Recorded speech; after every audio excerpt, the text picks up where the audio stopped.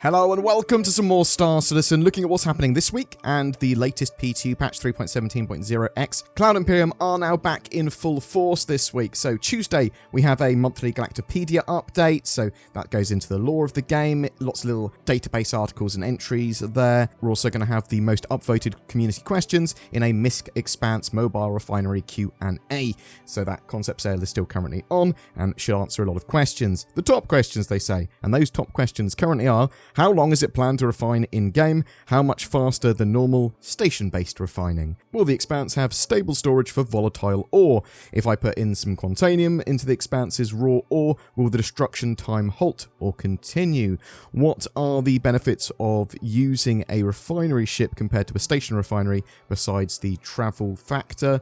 Is there going to be a minigame for the refinery, like we have with the other professions? Can we have any details of how that will look? Will we be able to initiate a refining process and store the Expanse at an ASOP terminal without interrupting the refining process? What materials can it refine? Is it compatible with the mole and the rock? So you can expect some of those questions to be answered, probably all of those, and some more too. A lot of the time, Cloud Imperium do merge questions together, or at least say, well, we sort of answered multiple questions. Well, we answered this one. Then on Wednesday, you can look forward to an update on the roadmap. We could start to see some feature movement with Star Citizen Alpha 3.18, the end of, well, hopefully end of Q2 patch. Currently, that patch is just really showing salvage and cargo refactor as its features. Now, those are major features, admittedly huge features. However, I would expect a lot more little minor features to pad that patch out. Thursday sees the return of Inside Star Citizen with a presentation on the future of wear and biome accumulation, followed by a sprint report. This is the first Inside Star Citizen of the new season for 3.18 and Q2, and sprint reports can be quite interesting, so I'm really looking forward to that one. Friday has a Star Citizen Live with a game dev episode with senior concept artist Frédéric Dupère at 6 PM UTC. For RSI subs, you're also going to get a new issue of the Jump Point magazine on Friday too. There's typically some pretty cool stuff in that. So Star Citizen is off its hiatus this week and back to full force. Jared is in the UK. That's Disco Lando, the man that makes the videos. And I've seen actually some of my mates, such as the fantastic Eri Neo, start at the UK studio. Congrats, bud. But Cloud Imperium are hiring more and more people, and they're going to have to, because they need to fill a massive studio which they're moving into at the moment, or at least getting ready to move into. I need to check that one out. There was also a new Star Citizen Alpha 3.17.0x PTU patch. This patch is just addressing some bug fixes. The camera should now align and lock in correctly to kiosks and terminals. Logging back into a ship bed should now consistently bring players back into the persistent universe instead of infinitely loading. Really good fix that, because it was quite annoying previously. They fixed an issue causing underwater VFX to appear in underground bunkers. AI pilot should now no longer ignore and crash into static obstacles. Requesting boost when it can't be turned on no longer starts the regen cooldown. Personal inventory capacity should no longer be able to be increased by transferring items to loot crates. Cargo should no longer fall out the back of the Tumble Cyclone trunk while driving. Inner Thought power on and off prompts should no longer be missing in the Argo Mole mining turrets. The Argo Raft Quantum VFX should no longer be misaligned. There should no longer be replace me spheres located in pad 9 and 10 on each strut of Port Olisar, and they fixed a server crash as well. Now, there are still quite a few major known issues to solve though. I'll just highlight some of them here. Assets are shaking, causing visual discomfort in some places, which is not great.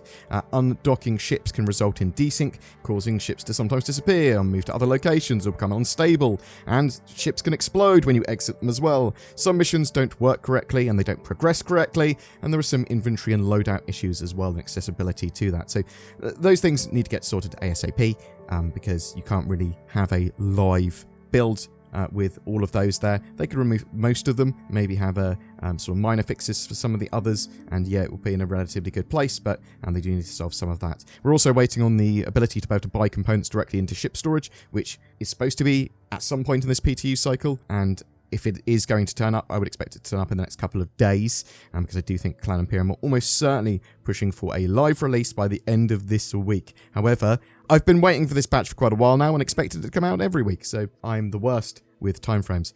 Talking about being the worst, I look at a lot of Star Citizen posts every day, from the Star Citizen Reddit to Spectrum to the Star Citizen Refunds Reddit, lots and lots of places. there was a sort of semi-faked post, or at least poorly misrepresented to make some sort of point.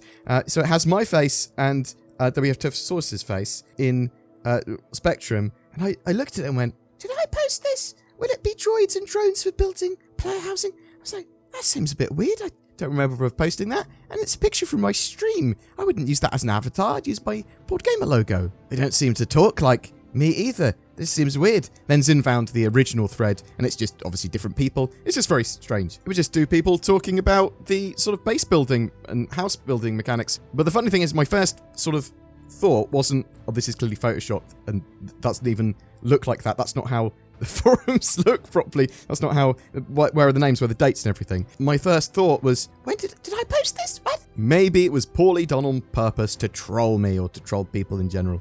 And that might be the response. Well, it was certainly poorly done. Interestingly, more recently though, Cloud Imperium have been focused, it seems, on starting to build out these base building mechanics and persistence and sort of customization of habs and that sort of stuff. That does seem to be an internal focus. When are we going to start to see this things like the Rastar tool, which is going to build bases eventually, but Cloud Imperium use it internally to build out outposts and that sort of jazz at the moment? Well, we don't know. I'd expect to see more and more about Rastar and base building persistence that will allow you to have customizable hangars and habs and that sort of stuff later this year, and I would expect to see a lot more of that at CitizenCon as well.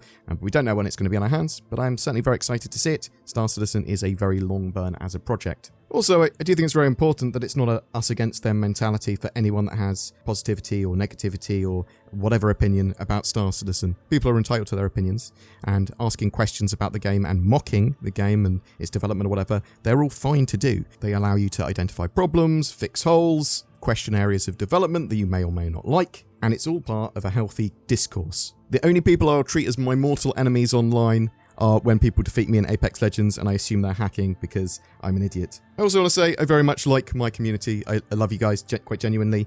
People that have been part of my Patreon or YouTube members or commenting for a long time or just watch my videos. I've got a very friendly, very kind community of people that like to talk about Star Citizen, and there's a bit of discourse there as well when people don't share the same opinions on some of the development updates. I think that's good, that's healthy, that's awesome. Thank you very much for being part of that. But boom, that's it for your Star Citizen news today. Really looking forward to Alpha 3.17 being live, hopefully, at the end of this week. Come on, CIG, go team. But we also have Inside Star Citizen back, which is fantastic too, and maybe an interesting roadmap update, but I'm much more interested in that Inside Star Citizen. But what do you think? Are you excited for 3.17 Alpha actually coming live? Are you looking forward to Fleet Week that's coming in May? Did you grab yourself an Expanse? What are your thoughts? I'd love to hear from you in the comments below.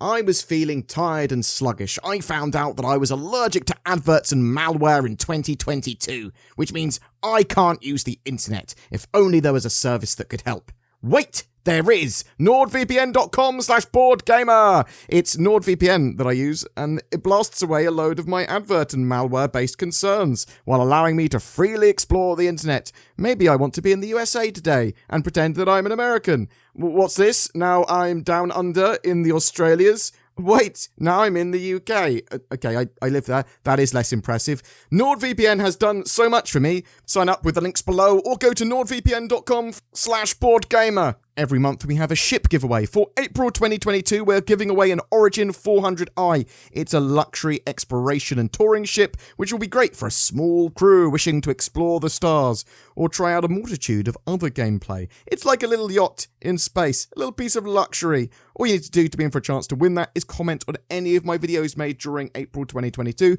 More details in the description below.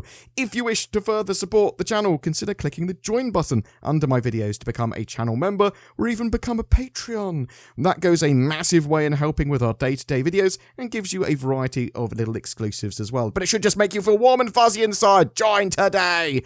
Thanks so much for watching. Please don't forget to like, subscribe and comment if so inclined, and I'll see you in the verse.